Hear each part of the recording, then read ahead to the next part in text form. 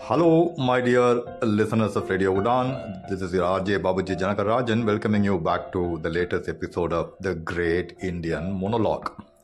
While all of us were busy following cricket scores and the heroics of our Indian team and a few other teams which we like very much, like South Africa and New Zealand and so on, and at the usual political turmoil or slugfest or whatever we call it in India that is happening around us, while we are soaked in these, so many busy activities, some very, very uncomfortable events are unfurling in a few places around the world, which will have a knock-on effect on us sooner than later.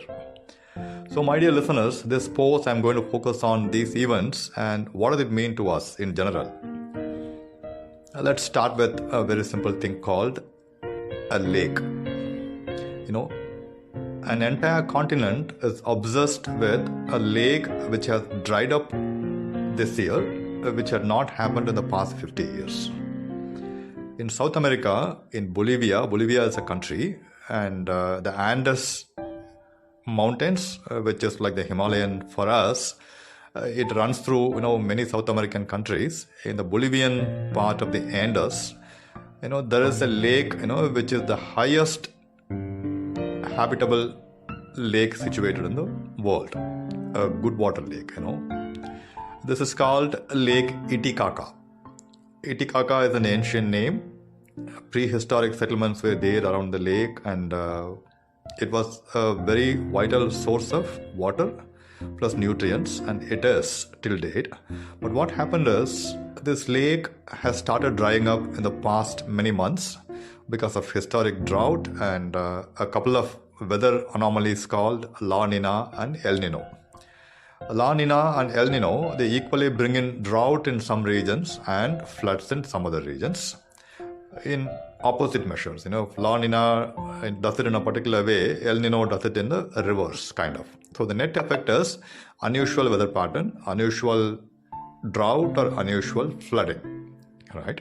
And the frequency and the duration of these two events have been increasing in the past few decades.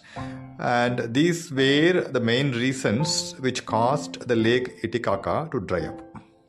For many of us, who are living away from water in the literal sense, many of us, who are living in towns and cities, for us, a lake is a water body which provides drinking water to us. Our association with the lake is only that. But is it all about a lake? Is it all a lake is? There is much more to it than meeting our drinking requirements. In fact, it was not even meant to be the source of water for us because water was available everywhere once upon a time, and a lake is more of a natural phenomenon. Like usually in a valley which is surrounded by hills, the snow, when it melts, it actually collects, it drips down, it flows down, and then it accumulates in a trough.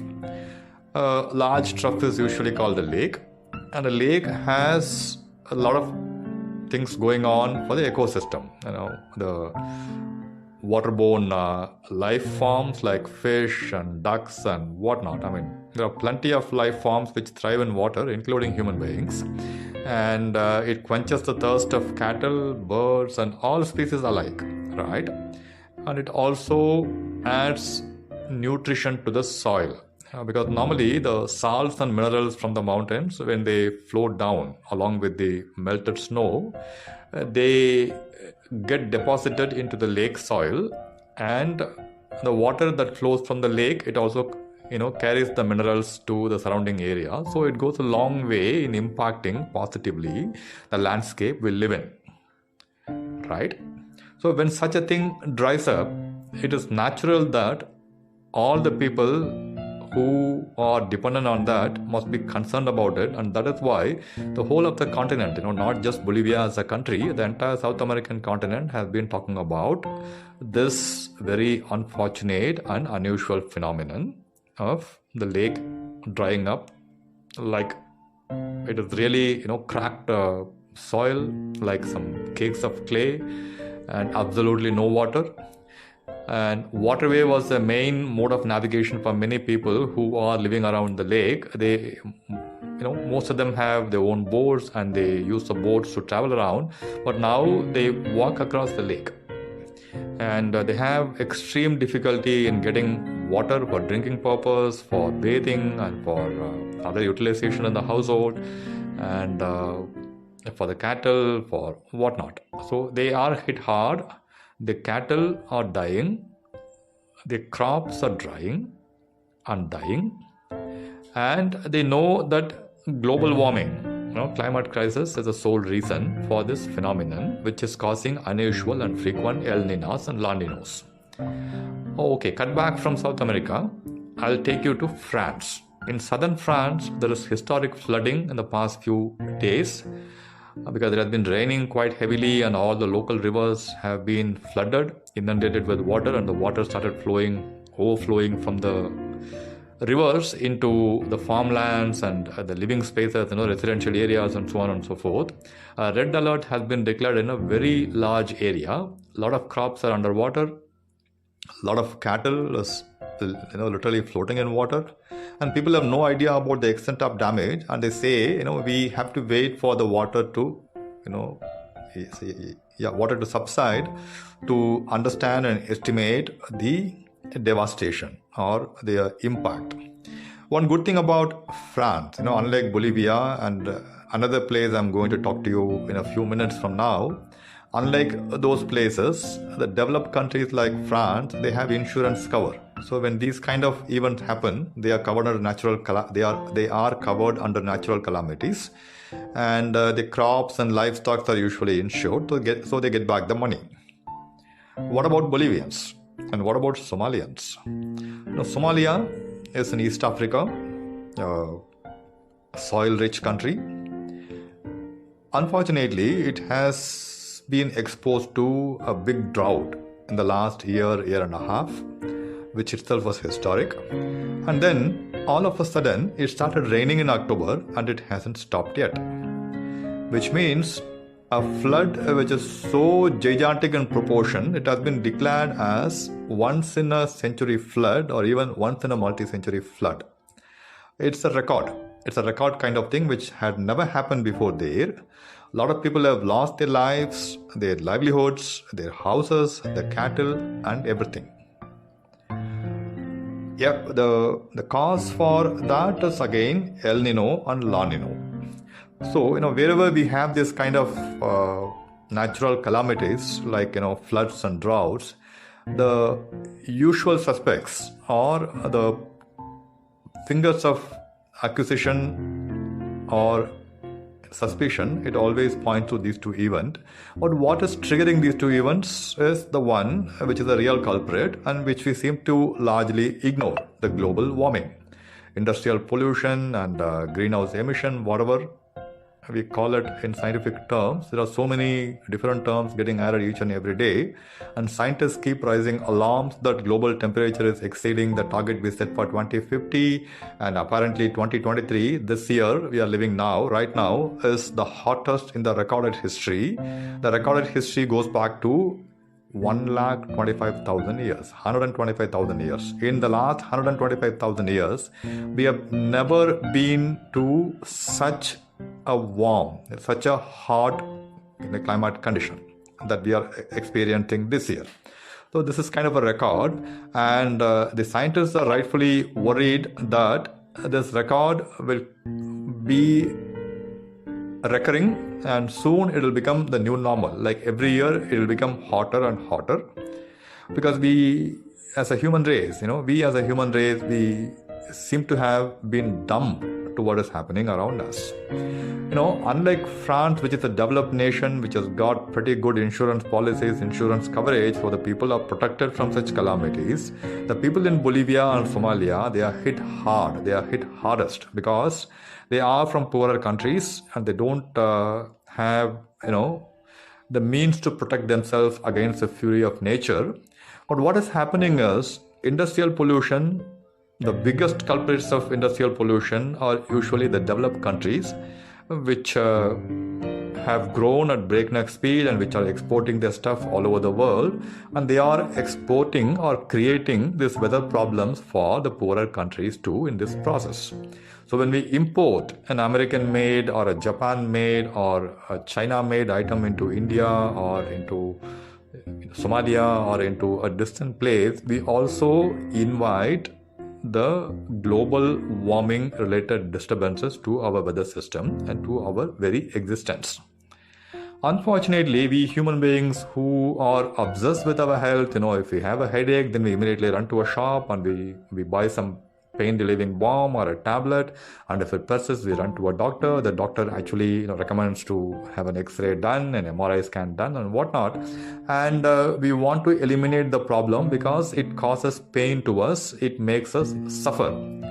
For the much bigger pain which is happening around us on a day-to-day basis, which is impacting us on a much bigger way and for a longer duration, consistently, persistently, how are we being so ignorant?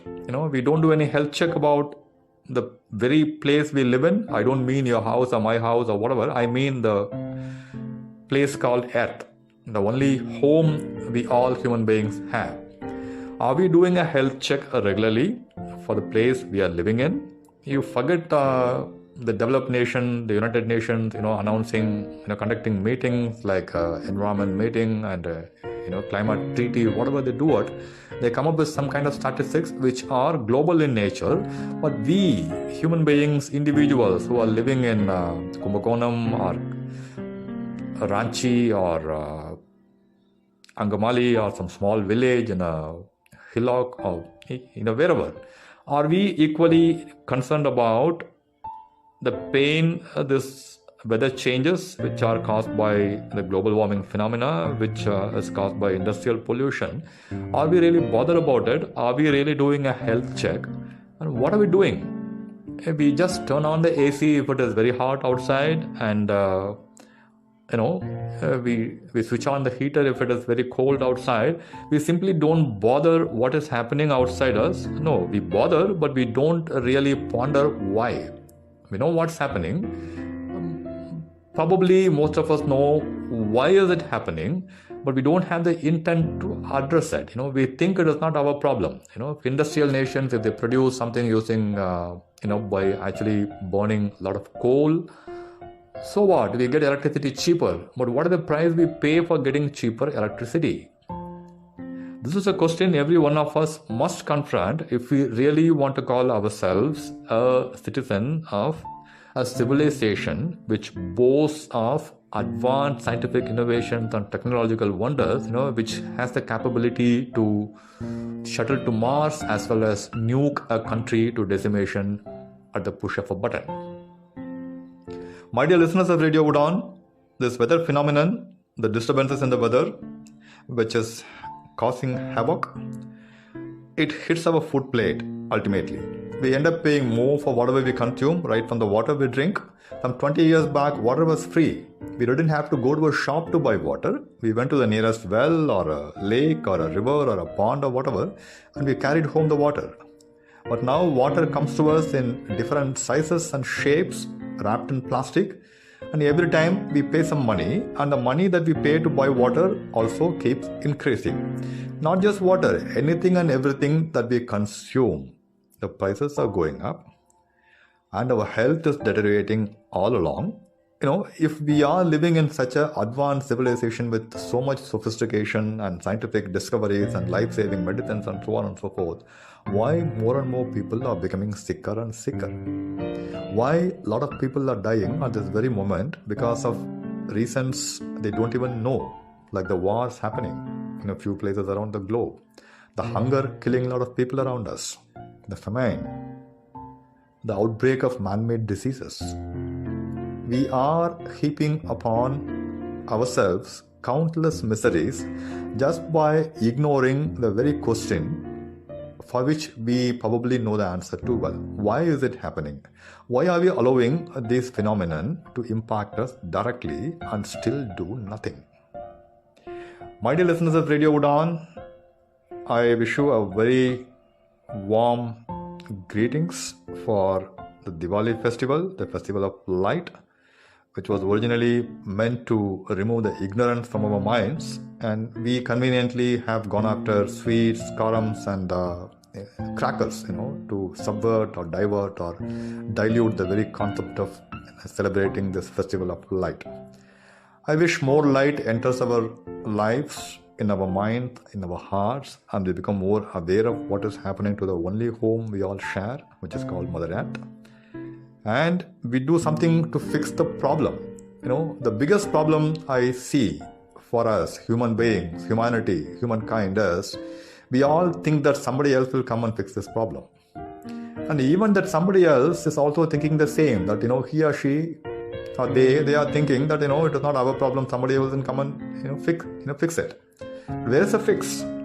Why Titicaca has dried up? Why Somalia is hit by a drought and then a historic flood? Why a big chunk of land in France is underwater? And why a lot of people are dying, and why a lot of cattle are about to die? And why people are dying in Middle East, in Mid-Asia, developed nations, in poor nations, because of so many man-made reasons. May this light remove the ignorance from our minds and hearts, and it brings in a lot of light into our lives, and may we care a tad more for the very home we all share. Thank you, my dear listeners, for listening patiently for this not so happy news about what is happening to our only home. I will talk to you in another week.